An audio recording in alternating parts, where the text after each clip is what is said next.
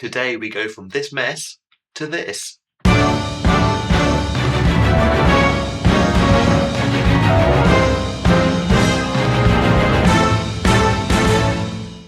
Hello and welcome to Dorico for Media Composers with me, composer and orchestrator Adam Kempshall.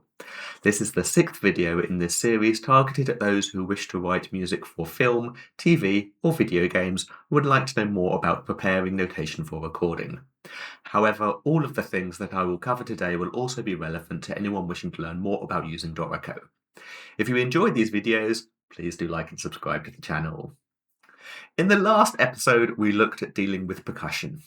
Today we are going to look at the miracles of scripts and the library manager. These are two incredibly powerful tools that will hopefully amaze you. Right, that's enough of my face. Let's go look at Dorico.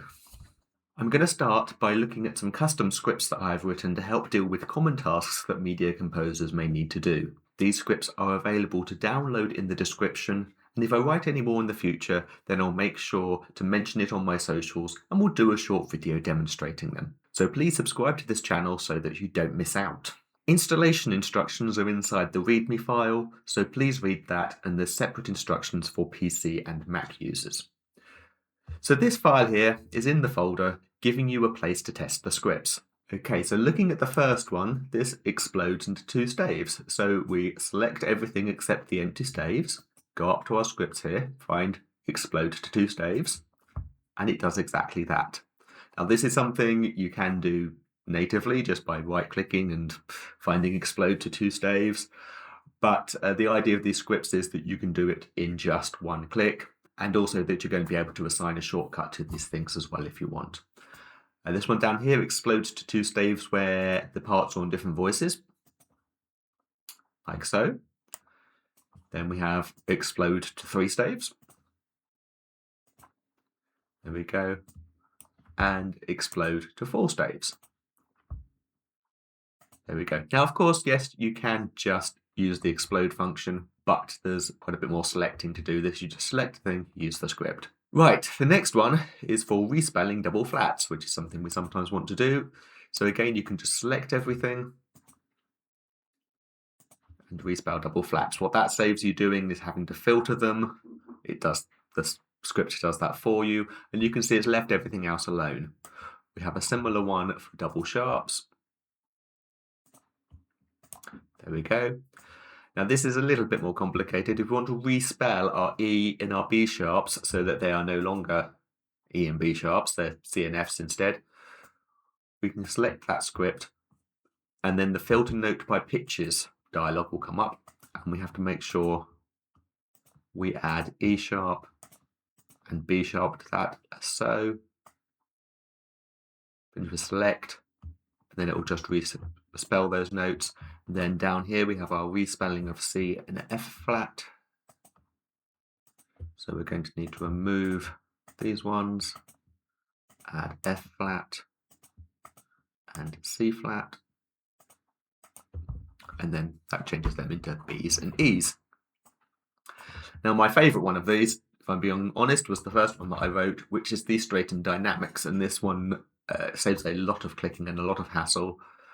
And as you can see here, we have a little bit of music with lots of wonky dynamics all over the place. It doesn't look very good at all. We can just select the whole thing, go to straighten dynamics, and it ungroups and unlinks everything and then regroups and relinks everything. My only bit of advice would be on that one is to not get too overexcited with it and don't try and do like whole pages all at once. Do one system at a time. Try and stick within groups of instruments. It can be particularly useful if we then wanted to condense this. It will now condense better than it would have done before. The other thing we're going to look at today is the library manager. So here we have the piece that I used in my orchestration videos, and the link to that is here in a card or in the description. And as you can see, it's all laid out very nicely as we would want. And now what I've just done, but didn't want to spoil the magic, is returned everything to the default factory settings. Okay, this is an extreme example, but it will make the point. You may end up with something looking like this if you've written in galley view, where things still look pretty sensible. But if you haven't used a template, you're going to get all those defaults. So how do we solve this? We use the Library Manager. So we go into Library and Library Manager, and this brings up this window.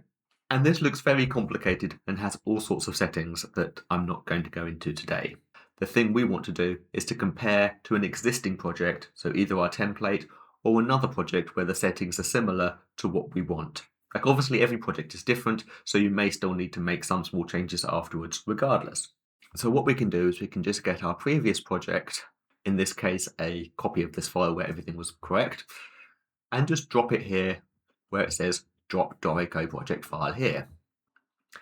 As you can now see, things that don't match between the projects have a red not equal sign, and if we click any of those, then the settings will change to match our imported project. Okay, for example, the articulations. To do all of them, just use the ones by options and collections. Here and here. Click apply,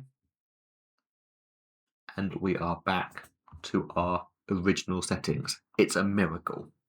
So this is such a powerful tool because you see we've gone from a complete mess to something that looks like we would like it to. So have a play around with the Library Manager and keep some examples of pieces where you particularly like the layout or templates for your most commonly used setups. For example, I could just delete all the notes here, make a copy of it, and I'd have a pretty decent template. So that's it for today. In the next episode, I'm going to look at marker tracks, importing video, and a hack for importing audio. I'm open to suggestions for future topics. Drop them or any questions in the comments. Thank you for watching, and please do like and subscribe for more.